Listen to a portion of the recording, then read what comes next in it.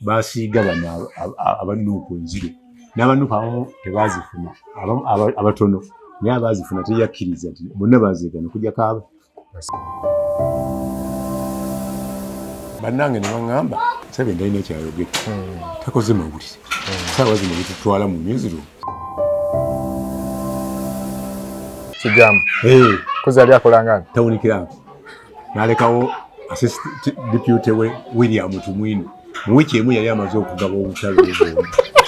oli mu nteekateeka zikola hijja oba umura olina ebintu by'ogula okuva ebweru w'eggwanga oba oyagala kubitwala weekwate Tawfik Hijja Umrah Travel Agency Limited bakola ku by'okufuna visa air tickets okubuukinga hotel mu nsi yonna gy'oyagala okugoba ku passport oba driving permit basangibwa Jinja ku Iganga Road opposite Bank of Baroda ate mu Kampala bali ku Batia House oba bakubire ku 0703 632 853 Wewala okulumwa ensiri nga tonnaba kwebaka mu katimbako ng'okozesa Ropa Free Mosquito Oil Repellent ojja kumusanga mu pharmacies nga Friaka ewandegeya Spring ne Kamkeya ku Wilson Road ne Mega Supermarkets opposite Old Tax Park ne Garden City. Okumanya ebisingawo ita ku noti 772 421 235 ne noti 7 noti 2 421 235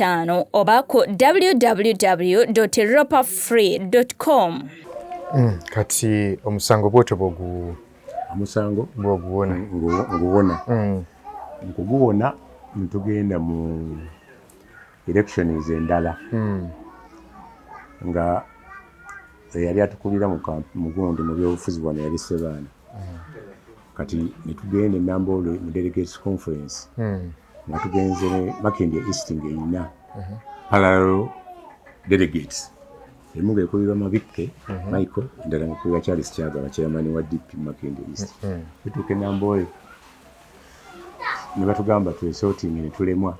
Professor Sempeba n'agamba angeri gye bava mu constituency emu nga ne president bamaze omulonda ku ticket ya president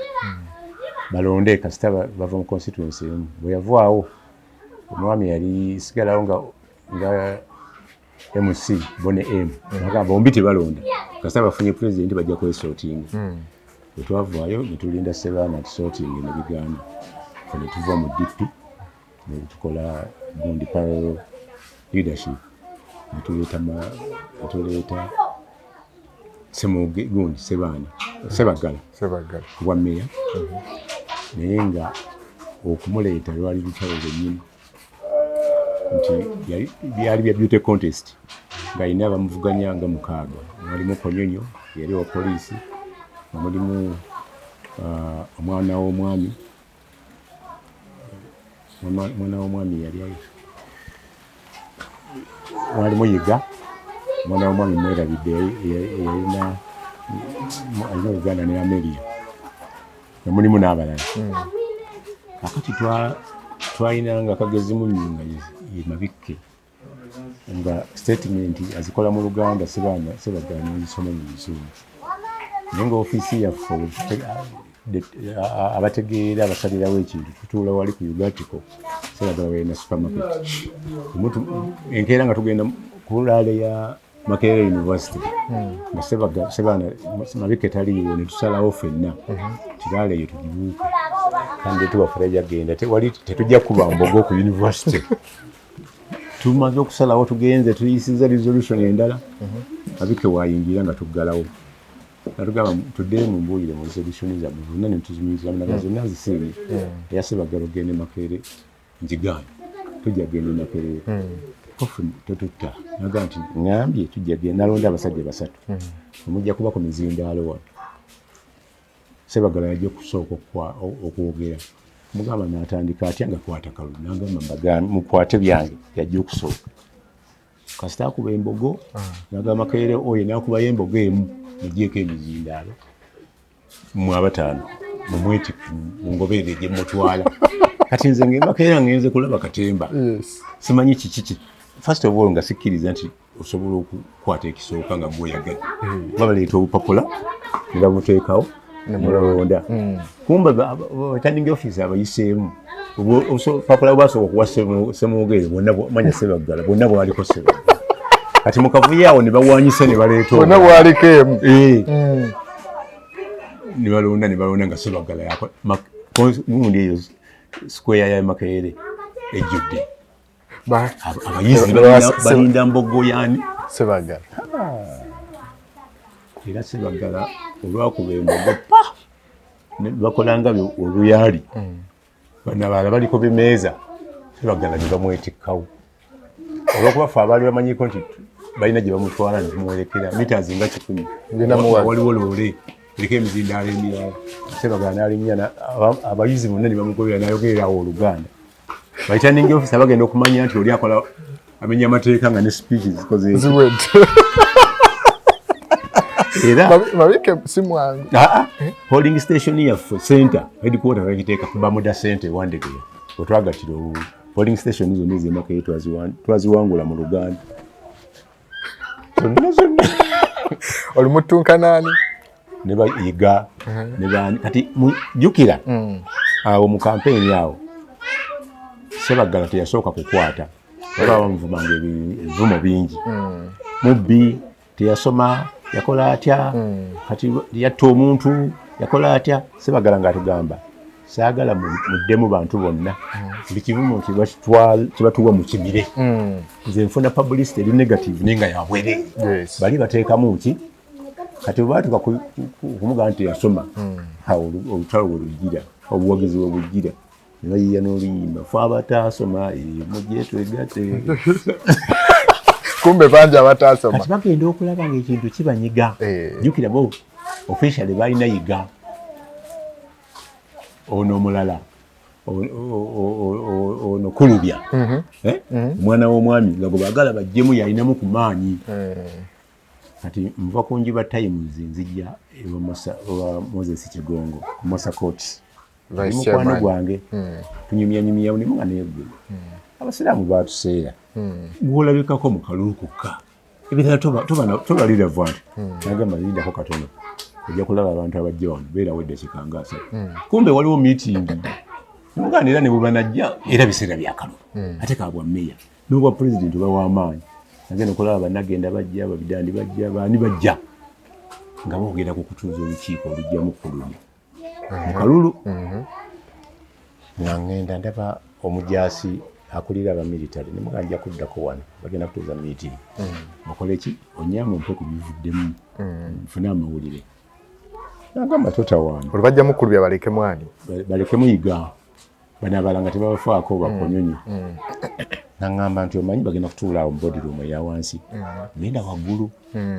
otuule eyo bwe banaamalira nja kutemyako kati ŋŋenda waggulu nga batuuka okutuula wansi nga tebajjaawo basalawo okujja gyendi waggulu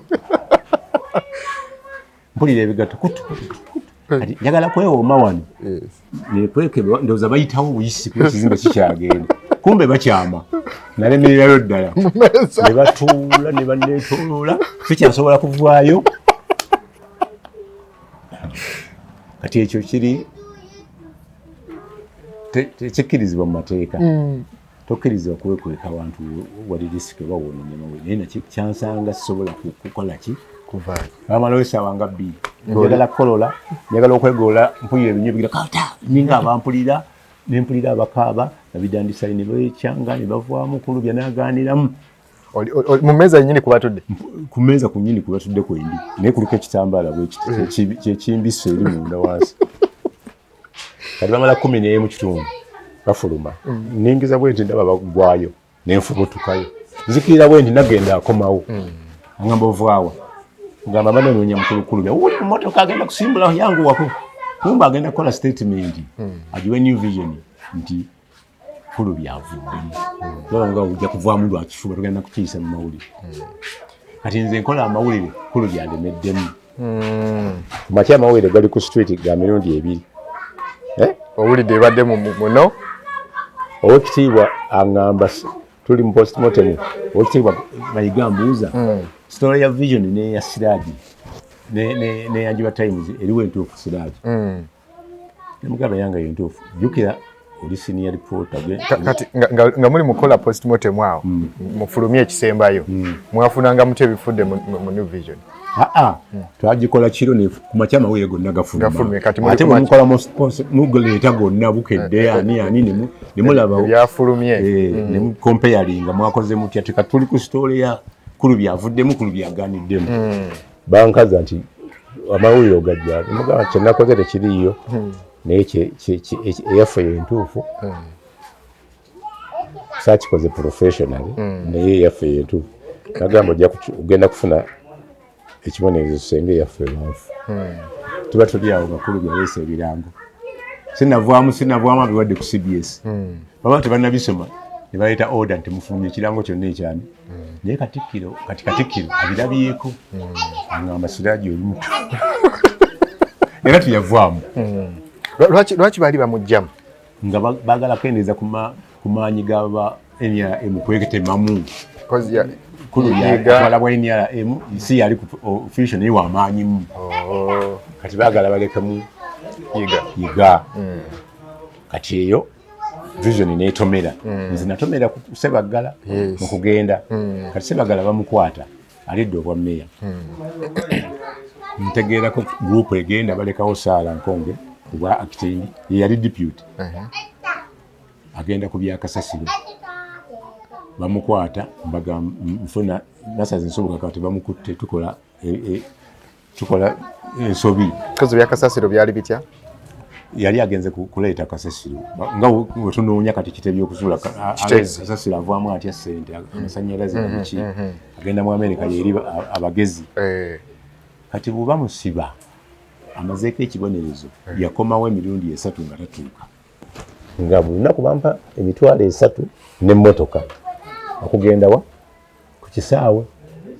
ogwokuna Charles Nyango bonna ali awo ku saa 10 ne 10 kitundu angamba Siraje fune motoka Ssebaggala akomawo nemugamba information ogifunye wala nze nkugamba nayina byengendako nga saagala kugenda kiva nkobe essimu ku Ssebaana jasaawa ezo ebbiri bangamba tetulinako muntu gwe bayita Ssebaggala ngamba ekyo nkibone nentambula nengenda ntuuka ku Green Hill nga ne musajja ono bwakomawo ngamba ntya nzizayo nemugamba nkubye ku Ssebaana mukama wange taliiko ngamba good that is the very story I want can you go sayini data voucher ne sayininga mu kifo ky'esatu ne sayininga munaana nga ngendeera munyiiza ngobe nantumira bwati namwenya nagisayininga omunaana mmanyi nali serious nengenda tutuuka Kajansi nga tugamba Ssebaggala atonye apoliisi road block atuuse era twatuuka eri ng'amaze n'okucekinga in abamawulire abamu abawaddeko ebimu tulinnya convoy twasimbula entebe ku saa 2 kitundu twatuuka wano ku Gindi ekibuye ku round about ku saa 10 kitundu abantu batambuza bigere bajjudde emmotoka ya Vision bagikuba amayinja ne babikula eyange nga bandabamu nagati ono waffe bigenda story nagiweereza ku ssimu nabaleka bagenda wa kitaawe eri Kisaasi olutalo lwa Ssebaggala ntandikira awo obwa meya bugaanyi agenze Mpapula bugaanyi agenze ku UNEB tebiriiyo atuteyo akasero nga kakuliddwa certificate mind your own business ne babagoba mu UNEB n'alemwa n'ateekawo Besigye Nasemogeera akoze eki mind your own business yalina certificate yali ekulembedde ku ntuumu y'emigugu gya certificate gye yatwala certificate sober attendance naye nga yemu erimu mind your own business nze linva mu America ogenda ndimera mu America nayita mu Amsterdam nali komawo nayita mu America nendaba ku Ssebaggala naye teyanaga ku ssomero lyali asomeramu naye namusinkana wasula netunyumyamu katono olwokuba nali nkoze stopover so naliyiga okumulaba nga akomyewo nga simanyi oba asoma watasoma naye nga yagamba agenze kukolaki agenze kusoma so ebyo nebikola ki ekyo ekya Ssebaggala ekikola ki nekiyita tuddayo ku mawulire ku election petition ey'okubiri eya Besigye connecting wano ku Ssebaggala akalulu kawangula akemakerera ako ye yawangula nalonda ne cabinet ekyo kyaliwo after kiri wa president wa meya bwe bwasooka ne bamusiba nga tamazeeko emyezi gye 9 n'akomawo nga tutaddewo substitute Ssebaana era n'akola ki n'awangula. Okay, so katoddayo mu mawulire batugambye temujja ku olwonvuddeyo Makere mu America nasomayo mu Missouri University emyezi 9 tumaliriza nenkola internship. So mu America ogenza osomye twali abaana abantu mu kugenda saamanya nti bampita bampa invitation ya myezi 3 emabega ne batambuulira waba wabulayo weeks 2 tugende omukyala kwembase nankubira Siraje nga toleeta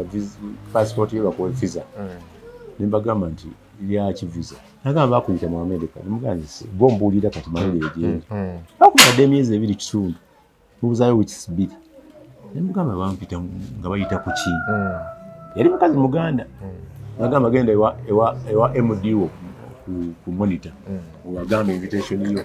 okutwala mu America okusoma ngenda nangamba tetugirina nkubira omukazi nagamba kwembase ne bampa photocopy nga received by monitor office ya MD nenkola ki nenjimulaga banonyeza ebbaluwa eyo ennaku 2 bagirabanga n'okusumulula nsobole bwengiraba nenkubira omukazi nti njirabye nangamba gireeta nengireeta nangamba batugamba erinnya lyo tulijjemu tuteekewo omulala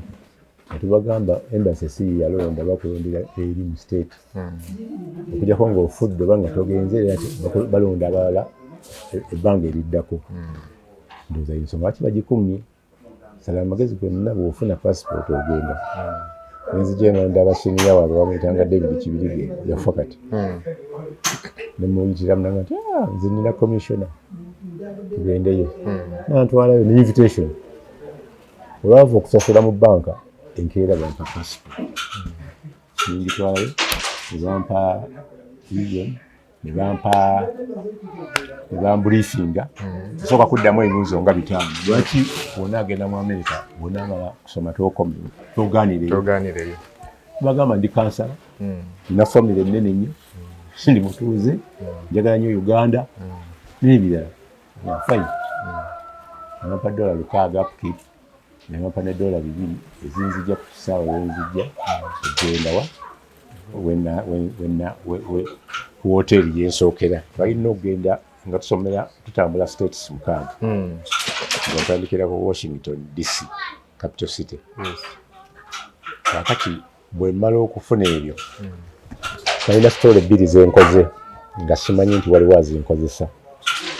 wana Uganda nakola story waliwo ettaka eriri awo ng'ova ku awali ssaawa yakwino gyeno w'ensambya kuleerwe awali kikonteina waliwo poloti Museveni yali agiwadde investor mu China alina byagenda okukolerawo yayitawo ne kiraka bamuyitanga William Tumwini si William Tumwini Mwesige n'atagigaba Museveni n'anyiiga n'awandiika confidential report ecomplaininga ku Mwesige neeyisa ye nga frustratinga bainvestor eyagimpa story nagikola ki yagimpanga whistleblower nemanya nti nfunye exclusive nengenda nfune comment ewa Mwesige ennaku 2 nga tebamumpa oliko appointment olwokusatu nemusanga mulyango waliyo kansa etudde Ssebaana yagikubiriza nemugamba nina comment ku bya poloti presidential kama wange atudde ebyo sibikolako kati ngenda mu kanso ngenda bwemuvubuka personal assistant wa Ssebaana bamuyita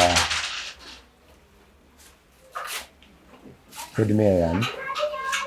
yasi Lukwago bamuyita Lukwago naye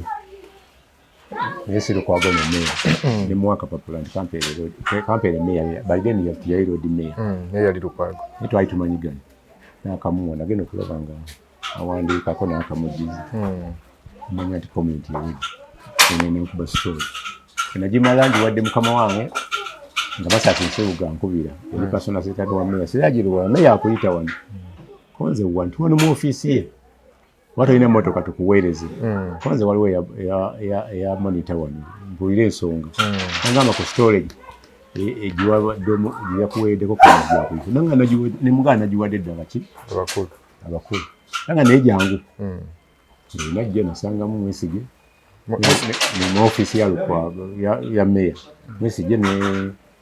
ne Ssebaana. MWESIGE yali akola ngani? Town clerk. Ne yono. Nsoboge yampise. Meya navaayo nambuuza oli ota Siraje kuki olwamuuza n'afuluma. Kigamba basatu. Nze sobukana namweyanjirira awo n'omusajja waffe wa DP mwagizi waffe mu namawulire. Eri story gye wadde ogambako mukulu gye muweddeko comment. Tabonekeranga n'angamba waayo story eyo nga tetunda lwaki ogivaako. Nemugamba sinze marketing manager wa Monitor. Ate sinze ensala wetu. Ate si buli story gyemba wanti bagifulumye. Naye nagibawadde. Ne comment nagifunye ku mayor gwengo oganyi. Era ntaddemu nti waganyi. Aba lwaki oyagala kunzita. Kati nkoze ntya story obutafuluma konze gundi eriemu advantage kati. Kumpa comment yo gyongere ku ya Ssebaana. Ssebaana ali agambye ati. Ssebaana afulumye. Teyanjunyagana kigambo kumanya bigenda mu maaso ye tulekawo. Ngamba mu story wali otaddemu ki? Yali agambye nti ensonga ezo asinga kuzimanya etawunikira. Jukira ate yeta yagambye kwa comment. Kati nenkola ki nangamba kati jangu ku makya. Kwe comment. Nemugamba mpassuarance. Basekretari boti bajja kungana inaku bbiri babadde bangoba jangu nono ani mashas ko mashas jangu nono mu office ya ina wa office ya kutwala yo ragenda nenjimuwa nantusaawo ne nafuluma naga koze yagala comment nti ye kalina ekibasaki nange nene ekibasaki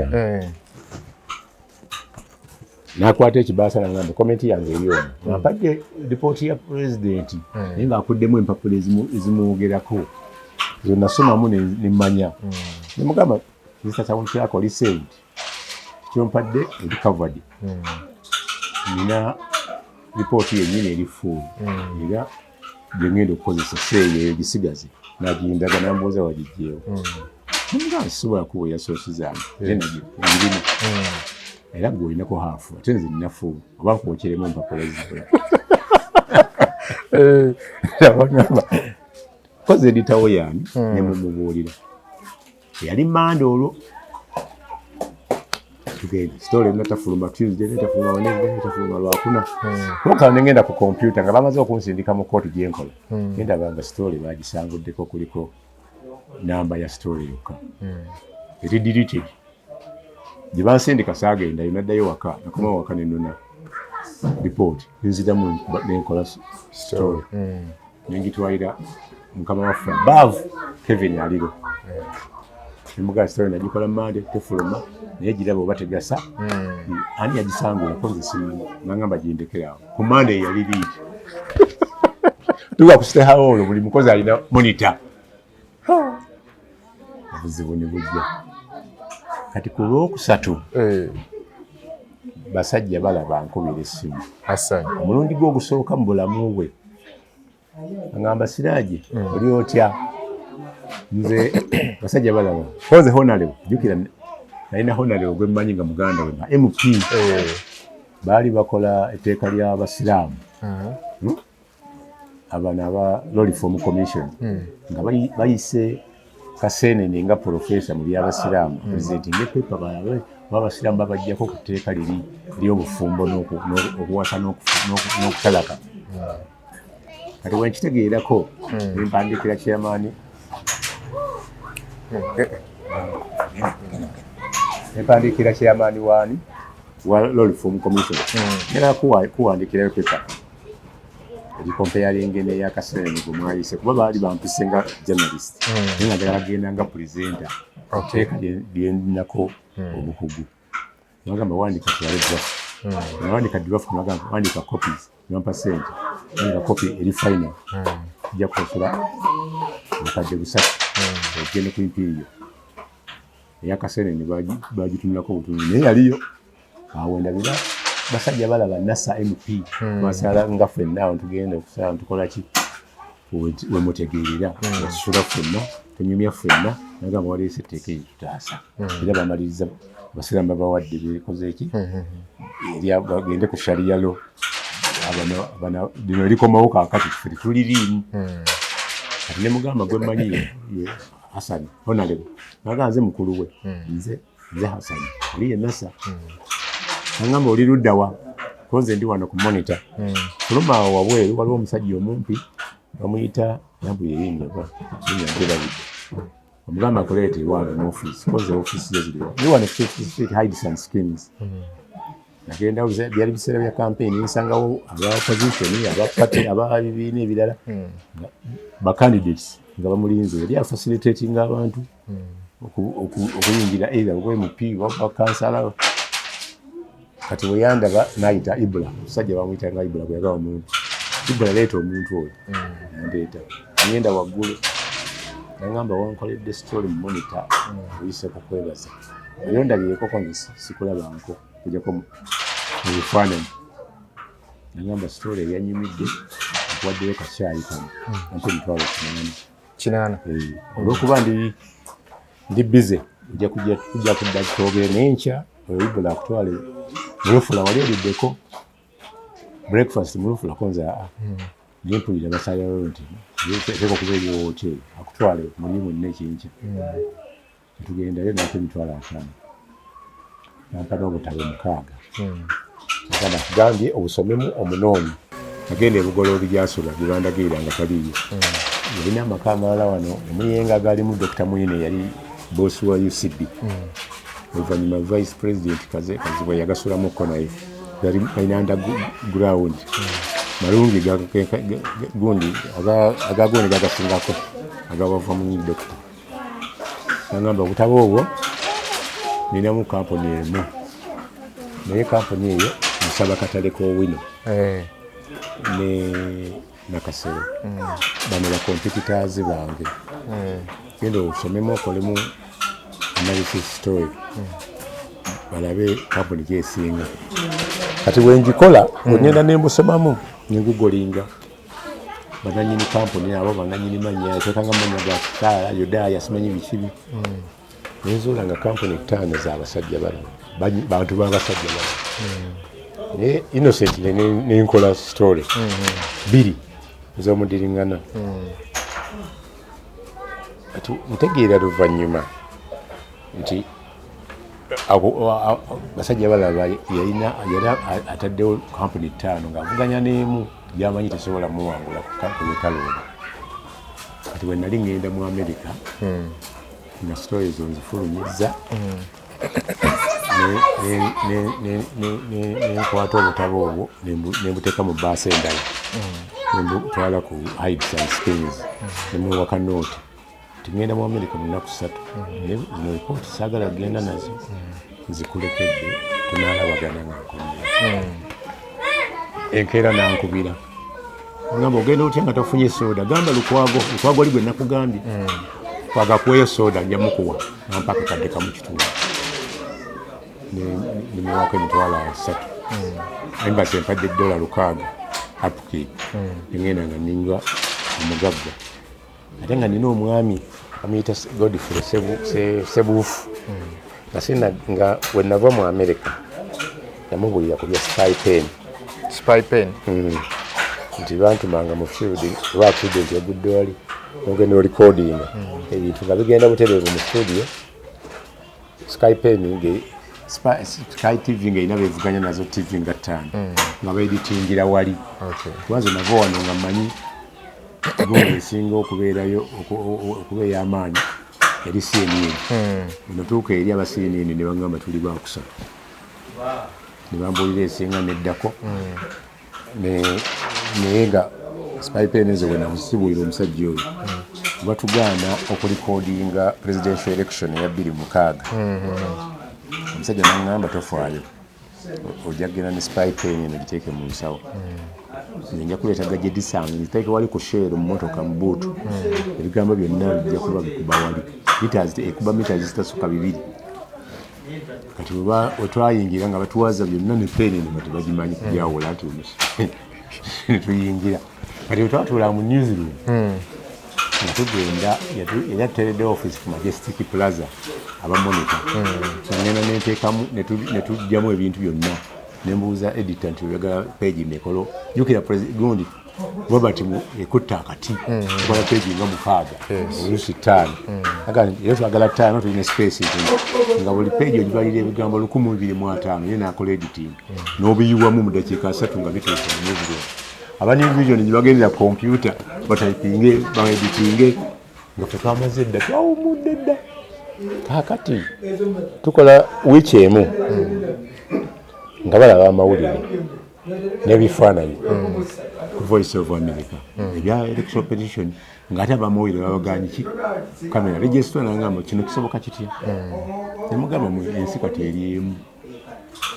byonna bye twagala tubifuna wano n'abo aba Voice of America bajja wano oyo omusajja wa Voice of America kwatagana ne Shaka Shali nga basharinga information eyo ngenda bigenda ku BBS BBS onagamba nti kati mulete kamera zammwe tubotale kitukweka ne betuwaki so hypothesis ya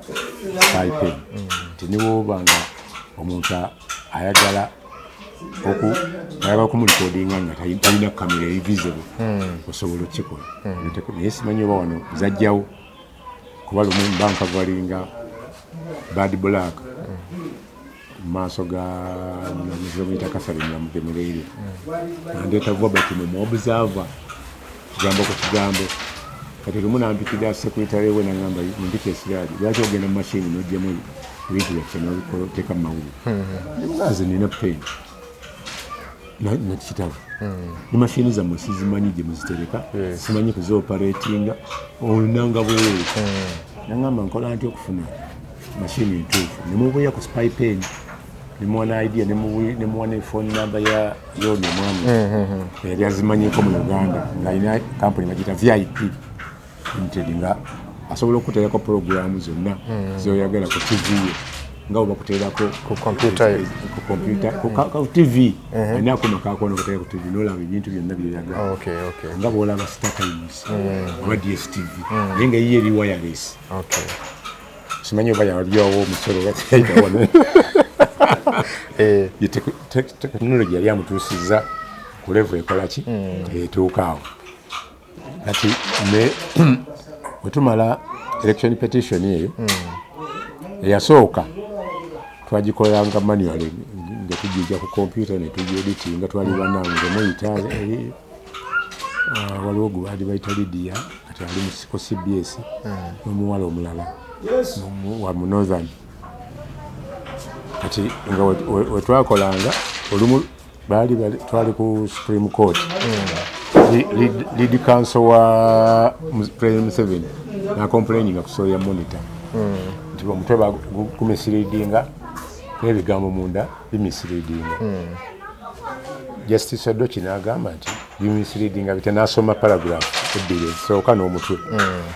nebagamba abamumonitor baliwa balipota abamonitor baliwa nentunula ku Solomon Muyita kati ali mu umeme omwogezi wa umeme nentunula ne ku banna netusirika nebajjamu ne batuyita ngabo sajja bajja tusibira wano nenyimika I'm one of them nabambuuza kigule nawandiika nemugamba nti olumuliwa tuli ku Supreme Court mu petition tumagamba nti nze gitwawandiise mukakasa byeri naye sife tuproposing sife tusalawo ku mutwe tusobola oguproposing gukyuka ogwo mutwe sigwafuga bakama bafuga tumugamba nti nonga nti kati tetusobola kuwolereza lupapula lulina looya naffe tetusobola kwewolereza tulina looya Odoki n'agamba bawumulemu eddakiika 3 bakomeyo tebagenda bawuliriza obutambi versus ne bitwawandiise oba twakoma ne bagamba nti akatambi tukawulidde naye tugenda kuwa judgment nga tumaze okuwa judgment eno main judgment ne kuba mawulire tubaweeko judgment watu wa judgment efe tubagitubona kati netukola ki ne tuyingira awo nti cases mu mawulire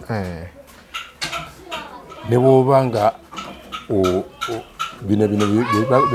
bibateekawo nti president yayise olukiiko oteeka okuba nga oba wamawulire nga osoma investigative journal onoonya ate ekiri mabega wamawulire ago noba nga tokoze eki totomera tokola mawulire nga gano ge bakola ki balina ge balina ate kizibu okumanya amawulire nti yogulire kujjako weefumitiriza emirundi egiwera twalina Museveni ku convoy ng'alina laale gyakuba yali alambula Wakiso district namaliriza ng'akubye olukiiko ku Wakiso headquarter nayogera ebintu bingi namaliriza saawa emu bannange ne baŋŋamba ffe tetuddayo Museveni talina ekyayogera takoze mawulire saawa zino bitutwala mu newsroom nembagamba nti nze bantumye mawulire n'okutuukako newsroom naye nga nawulidde ng'ayogera nti amukamiliyoni ndowooza nti nkiwuliddewo n'akiddamu era ye ango gye nakola ki yali did story kati nebagamba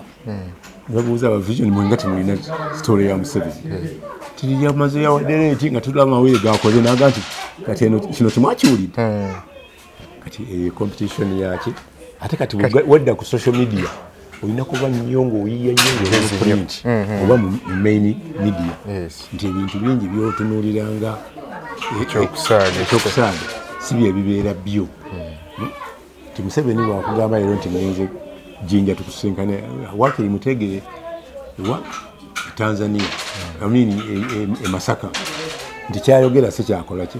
kuba already yagamba tiza kamiliyoni inakunoonya kamiliyoni abana amabala ameka waliwo agafaana olulagala agafaana Sanja biki byoteeka mu story eriwa am the chameleon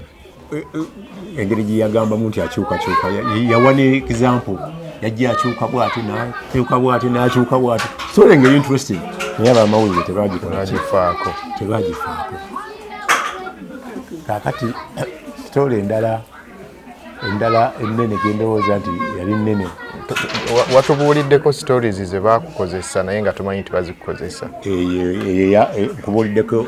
eyo eyatumwine wemala okufuluma tumwebaze mwesige tawuni kiraaka wemala okufuluma nkoze nene ya market minisita wa ethics Miriam Matembe tamanyi mwampita nga ndi ku lunch nagamba nina wano story Siraje jangu konze kamala kulya daki nze nfuluma jangu nfuna boda nampa story nenjikuba emanya luvannyuma nti yali y'abasajjabalaba yali egamba eta story yali eri ku gundi zebagaba obubi mu Kampala tenda kati bwenkoma mu America asanga akatali tannakafuna ninga kali ku final stages ne nga lukwaga ganyo kamuwa kwaga fuluma ebweru gundi Ssebaana ganyo kawa asajja balaba mukyala Ssebaana bamuyita Christine Namiro bamukyalira nga twagala akatale kano minisita wa local government yakatuwadde OTAFIIRE ate n'agaana ne ADOLF yali akatuwadde bamuwayo akasente nawulira miliyoni 6 saaliyo Ssebaana bwakomawo gyava nga muganda egufwaki central government minister wa local government agabye akatale kugukaganya kanyoko kajjajjaawo bamufunza Ssebaana ng'agamba kakati mumanyi mulondeeko kamu owino oba nakaseera kati seereze bamuwa ne bazikubisaamu ebiri abagamba nti bombi abagamba kati ate bakansala abantu agamba yita special council Ssebaana ayita special council agirimu Ssebaana talya mmere mu hoteli agiriya waka oba ku siko ate alyevuddemu empande mu faamu ye n'amata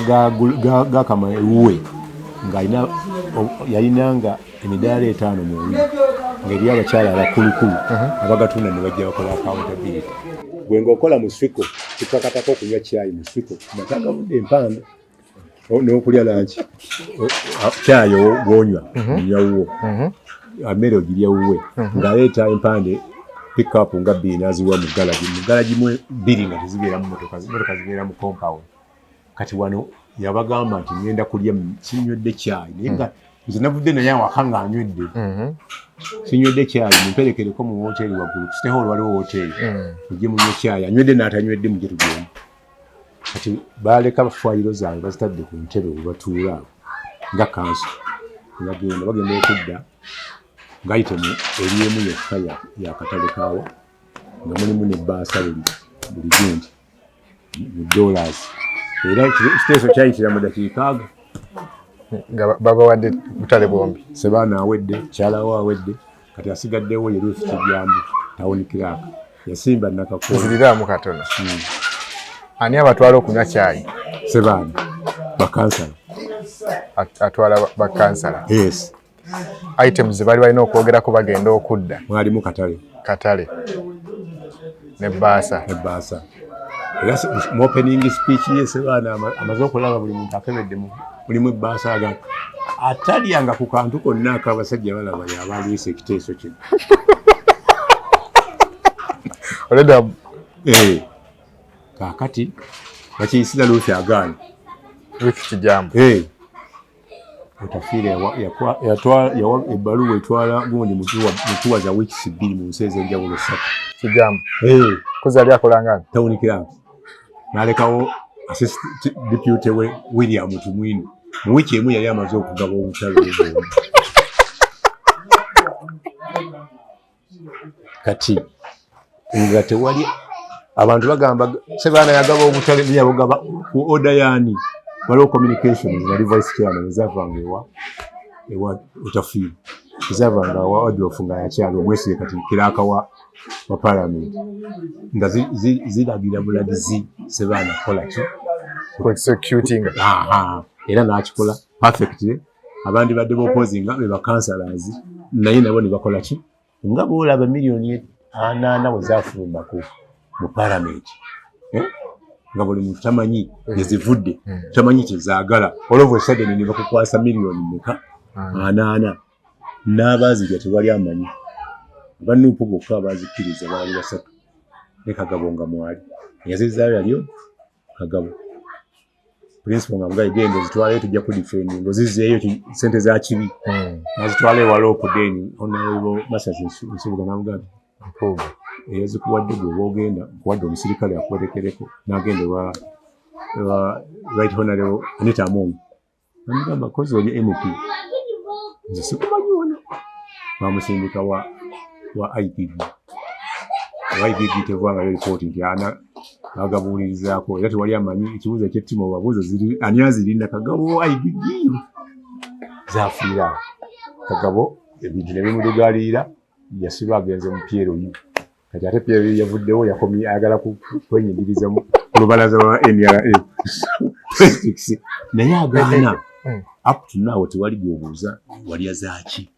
era zaavaawo kubanga eyayita olukiiko abruptly yali deputy Tayibwa nga tekirinako order paper bamuwanga bajja okuba ku bantu kitulwane tukirwanyise ekyana issue yali emu bujagaali damu contract yali eweddeko Museveni agambye nti bakiyise mangu ega ana naye n'abalina abo baazifuna naye teri olw'okuba bo bakimanyiira baasiiga bano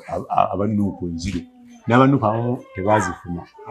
abatono naye abaazifuna teyakkiriza nti bonna baazeegana okujja kaaba 3 kati sente y'ekibi eya Museveni tewoneka eyo gye bayita gavumenti y'abamafiya exactly nti ne bagenda ku Christmas bagamba waliwo sente zifuluma mukadde 10 Anita Amongi n'agamba tezaafuluma naye baafuna 5 before Christmas yafuna 5 mu January omu yekka yakkiriza yajjako ne kusimba nakkiriza nti nazifunye naye abalala baakola ki kati gavumenti y'amafiya ogigendako mpola tomanya woolinya tomanya kikola ki kyekiggwera so bwotyo bwe bakozesa stories zewali tutomanyi ezo nazikola n'oluvannyuma nategeera wajje zikola ki wajje ziva era nentegeera nti obusente gundi bwe yasasula kesisi bwali butono Hassana ekintu kyokka kye yateekawo kyolabako physically kyekizimbe kiri nakasera walinga parking nakasera mu parking awo ekyo kiringa malungi kyekiriwo kyokka kuliko fulemu omusolo emyaka gyawera 3 nga tasasudde naye bamulinga 162 ate naye nibaomuzaayo azisasula metazi akubuulira nti saazi lyanzikka omugere salida bomba bamuteekamu nezimugobya nono eyakafa yali atonejeno eyakafa naye nezimugobya kati bwetyo gavumenti yawano bwekola ebintambula kyobola abantu waliwo abantu botayogerako nga baliwo mu bagagga waliwo mujaasi ali awo yetwala kiseka market awo namwogerako nyo naye mujaasi mukulu naye teri asobola kumukola ki kuba ye bwagula ekintu bakansala abalaba bani n'abalaba yeddiiru eri mu capital city omukulu ono jagisanga mu kasasiro nga naye eddiiru nnene omukulu ono bamwogerako nnyo naye alinga ow'enjawulo aliwa OTAFIIRE wanjawulo enjawulo esooka y'omu ku balwanyi abasooka enjawulo ey'okubiri pulezidenti yamugobako kabini naga tuvaamu ffenna ng'oba olaba omuliro n'amuzzaamu bw'osoma yasooka kubeera muveewo yasooka kubeera deputy minister oba waki najja n'abeera minister wa lands najja n'abeera minister wa East Africa kati minister wa internal affairs yabeerako minister wa East Africa yabeerako minister wa justice and constitutional affairs ministry ensava teri ejji bamutwala newe yawangulwa Kahonda yasigalamu nga ali mu kkomera era yasigalamu so ye talina gy'alaga paka nga omukulu akoze eki alina omukulu amumanyi nti share yaabwe era bawalirizibwa n'okusalamu constituency Kahonda asigale we nono akole ki kati gwe toyinza kumweteekako Katumba omulaba nti yagenda ekongo nakugambye n'atajjayo Professor Wamba bweyagenda teyadda bamulonda ku bwayigipi n'abeera muganzi mu bantu nebagaana omusondera mu motoka Museveni teyamukyusa amuzza mu poliisi angamujja mu poliisi namuteeka kuwa CDF kuwa CDF bamudizaako nga gondi adduse tinyefunza nafunanga omukisa n'ofuna doozi azize neziwandiika consecutively monitor ne oluvannyuma ne mu observe gundi n'abeera concerned CDF Katumba n'antumya yatuma Sekasala Abdulsalam yali imaamu waffe ngamba CDF akuyita konze CDF yali kiti omanyi bameka konze manyi Katumba yali nti ye yakuyita kwanza kamala ogenda okukola ampisiza kinti akuyita ngambe mpangisiza ne boda ziri watugenda tuuka wali nga yatulinze dde saawa 12 kituufu natutumya waliwo abamulinze bangi ambuuza mukwano gagamba kifunze kumachalagulu machemyo mukwano gange yana sejusi kwanza nze ni civilian boli jeno munno nandibuuziza gwe nompa ku mbuzi yana gosingo biwandikako kwanza gwe nagomusanga Naka ogamba awandi tuwadde doze ebigambo 8 ng'owandise 6 konza abataguze kiranga tujjamu ekikola amawulire tujjamu n'ebyonona security y'eggwanga tutulekamu eno ali asobola okubimpaako konze sisobola lwaki konze kankwesi address ye yali konze kati alimala awanazikirira njakuwa onamugamba ddi konze nakati mugamba mwemufuula idola ate gwe bakuwa ekifuba kubanga yadduka Samisa baganda n'alaba abalala n'empandiikira Ssebaana ngamba bimu nemulaga essimu akkiriza nsasula manya mpa nemugamba ate kati awo ogenze wala mulina classified expenditure nze mpa ssente kuwe pakwezi eza classified oba sikyo ku address kuweerere nagamba mekako nze sikusalira sina kyentunda gwamanyizo dozi gyompa gyenkuwa wayitawo ennaku 3 ebizibu nankubya nampa $3 million mu ebintu 10 niwayitawo emunampa emukitundu nemuwa 5 yayitawo emunampa emitwalo 5 Samuwa. Olwo gwe Sejjusa mukwatagana muti? Sejjusa namukwatagana waliwo wano omuyambi we bamuyita Francis Mutwe. Bamusibako n'okumusiba lwe yadda ng'alina ebipande. Yamuyamba omuleeta muyamba okukola ki era yaŋŋamba nga laba omusajja oyo mumpi nina byensindika nga yamuyita mumpi n'akola ki nembikola. Kaakati Sejjusa atandikawo organization egy'okulwana. Museveni akimanyako bamugamba Amerika ne Bungereza omusajja ayagala kulwana naye tuyagala mu ntalo muki tumubuuza ensonga emulwanya agamba ayagala kudda peaceful oba forceful osala waki nga ze peaceful. Sejjusa Museveni akwata abaofiisers be 3 abasindika ewala general naleyisa abawa ssente bagenda okuteesa ne Sejjusa bamaliriza enteeseganya n'okudda. Sejjusa ngamba ngenda kudda mu Uganda mu mirembe ennaku ezitasukka 10. Kati gundi musanga Katumba Muafrikaana ageze kulaba omugenzi nanyini gundi yemuke Siraje nkwagala konze kankulinde ngenda ku convoy ye weyimiridde namala okumulaba ntugenda wali nawo ofiisa awo ngakuwuma obudde ku Afrikaana ngamba Sejjusa tugenda musiba n'ebisuubizo tuyisuule ennyanja nimugamba nakugamba nti Museveni yakuwa kifuzo okuwakwagala ebitambula tebimanyi. Sejjusa akomawo munaku ntono geno Katumba nangamba oli mulalu nimugamba tujja kulaga ku babiri ani gundi iddi wa butabika mental hospital yangamba buli muntu mulalu nange ndi mulalu nawe oli mulalu tujja kulaba wakimugamba Katumba ku nsonga ya Sejjusa ani asinga okula 3 days later saa mwenda Sejjusa nankuti oli ota Siraje namba eri anooni nedowoozi ndimanyi koze Uganda twebase nange ndi mu Uganda ndibamba bakukutte basaga nti nkomawo tebankutte waliwo gye namenye konze Katumba nti toyo abimanyi waliwo nambuulira erinnya nemugamba kati tukusanga naggulu enkya nti agenda Sembabule andi agadde okujja ngamba mutungi omumanyi mutungi yerooya we mutungi mutabani we Tushabe mumanyi nti mumanyi akola ne mutabani we mutungi mu locals mugambe oba anaakuleetako waliwo omwoyo omulala n'aleeta we namukubira nanga musayi ku ssaawa yakwira nenkubira abo nempa WhatsApp abagundi aba observer nti Sejjusa akomyewo mwezi Sembabule ne bampa facilitation nenkubira CBS nga bukya Sejjusa akomyewo Siraje ogera tukubisa empewo nga bwe nabakubisa ddi embaga sitagibawadde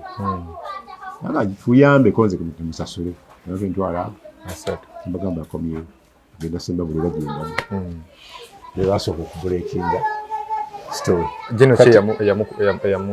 yamunona kyetaaga kujjukira naye teyali full geno yali brigadier general kati agende Sembabule tuuka eri nga abantu bali mu kucakala waliwo abasirikale ba polisi 2 basala nte nga 5 bazina mazina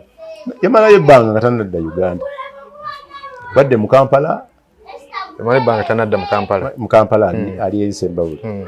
badda mu Kampala akoze laala awewuwe abayuwaidi bazze abajipi bazze abainemu abagamba bagala kukyusa nga balabanga figa ya change ebigabo byefuntukiranga eri Sembabule n'ebweru kumbe ye nakuba 11 12 nemugenda musibula nti nze ngenzi stories igifunye wana agamba mutabani omuwe kasente anyambye n'abayi ntwalana mukomawo sebiji yakola Museveni kumuyita n'agaana genda nga yasibya ne ba agenti be abalala eyo gyendi kuwulira kyogamba nti mu kaseera ako konna omukulu yali talina nkwatagana gy'alina naye we yave Sembabule najja wano yamutumya agende n'agaana bajjako n'awaka ne bamwaza ebibaali baagala byonna ne bakola ki nga bifuna kati bibaali bagambye Katumba amukwate Katumba n'agenda e Nairobi n'asindikawo obudibuute we yeyajjaawo nga wendi namugamba oyagala kwaza gwakubiri kiki mutaleka temwatatwala Ndio ya biki. Namugana ego sikulinaako buzibu. Sinaka mukama we yaze katuma nande twogera bingi. Ogwokusatu yalijje n'olikumwini. Era lwamutwala. Mugambo olw'eggulu. Nti njagala ko interview enkeera. Nangamba tojja kundaba. Bw'osukkeemu tojja kundaba. Kubensa bagenda kunkwata. Naye jangu kwemu. Natuukawo nga zigenda kuwera emu. Abaserikale baasazeeko dda n'abamuwere bakitegedde dda.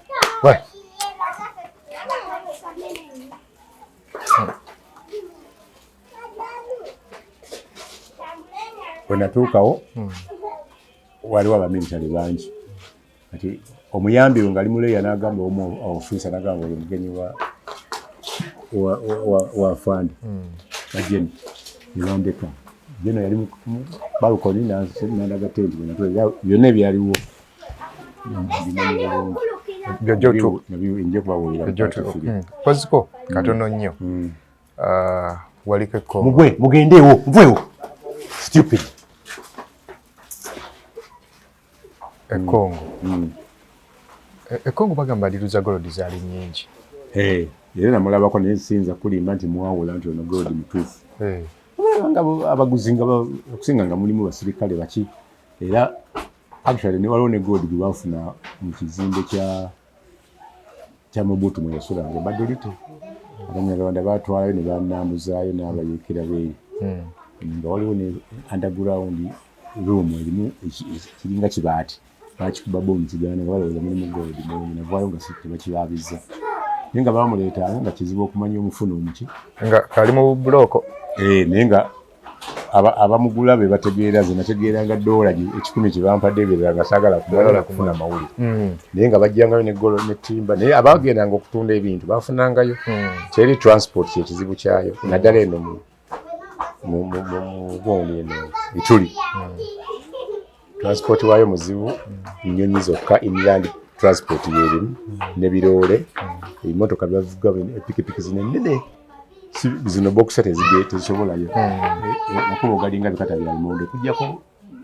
entambula ennyonyi nnene nnyingi. Eyinza okuba nga kirina omukono mu geno kazini ekya golodi. Ekya golodi nze kazini saatuulako naye naliyooko mu Kisangani 1 ne 2. Ekya golodi nawulira kukibulira naye abajjaasa bamu abaakolanga ku golodi bamanyi. Totusunirako abaakolanga golodi abaalwanirayo bangi. OTAFIIRE baami ate bano abato abaaleetanga akajanja abo nga bakubwa bubi. Nina amuyita kati yali tayalinga Meja Kamonde omutuuze wange ku Gombo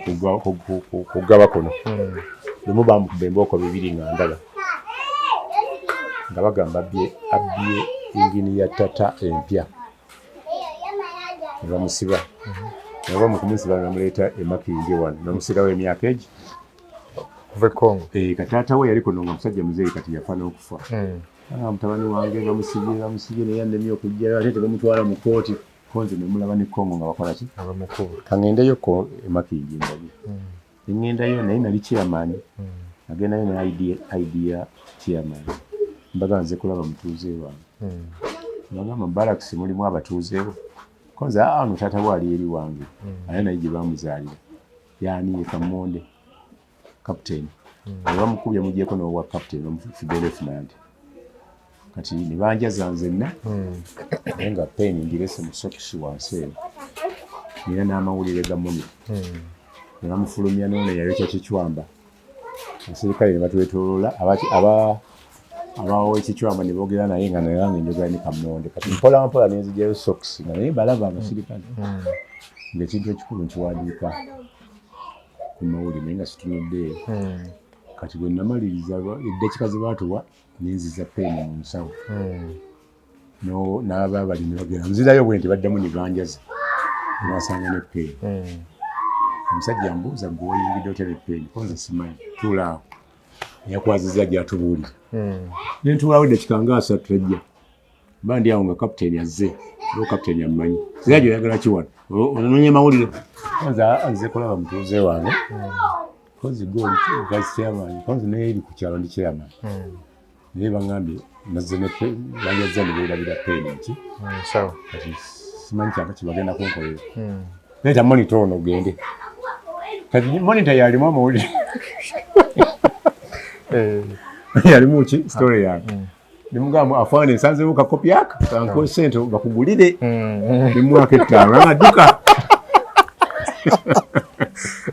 oli yali agambye eki ani omwana yambulira engeri gye bamuyisaamu bwekuba story nefuluma taata we naddayo obusingidde eddako nomugamba todda wano wagenze mawe n'otuloopa genda kumbe story yeetambudde naye wayitawo wikisatu n'omutadde nemukulu oluvannyuma bamuwa obwa kapitaani ne bamuwa obwa meja era bwe yayitayalengirako ye meja yekka yakayitayalenga emirundi ebiri nga bamuwa retirement ne bamusiibula ne baddamu erinnya lye ne lirabikira ku lisiti endala ne bamuwalira ne bamusiibula kagenderere oba mistake naye yazigaana yali yeesasuza naye ebintu ebyo byonna omukulu ababimanyi ababimutomera butomezi ebiriwa ebyo ebikolebwa gundi bamukutte gundi bamusibe abimanyi naye afuna conflicting reports ise esobola muwe entuufu si emu ayina emuwa enfu eso n'emuwe enfu kati agattagatta bigattegatte njakusembyayo nakimu nti bamuwa minisita yamuwa lipooti nti Lumbuye akomawo kuva ettaka akomyawo ku nnyonyi esooka Lumbuye naye ngamba ku tokusheemu nti Lumbuye tajja kudda minisita oyo owa foreign affairs nangamba gweoyogeranga ani nemugamba kale muleeta akomewo naye Lumbuye teyakomawo manyi lwaki nalina wendi nga aba CM1 bakubira poliisi y'ettaka bakole transaction ya Lumbuye babawe sente zibabasaba nga nnyingi zibalema zibasaba abettake abattake abapoliisi naye gavumenti emanyi kati wetandika okyogerako wano kifuna ne international attention ttaka neetya jjukira Kasozi yafiirayo wa Saudi Arabia amutirayo naye ti okugwa mu mistake emu negamba aba Uganda bayite mu process ya kooti nga bwe bakola Jamiru Mukulu esooya Jamiru Mukulu naye nigikuwalawo ne balema okukola Lumbuye n'afuna obutuuzi kati akyali teyanziza ssebo nadamu ne tusinkana inshallah Katonda anaabeera ng'ayagadde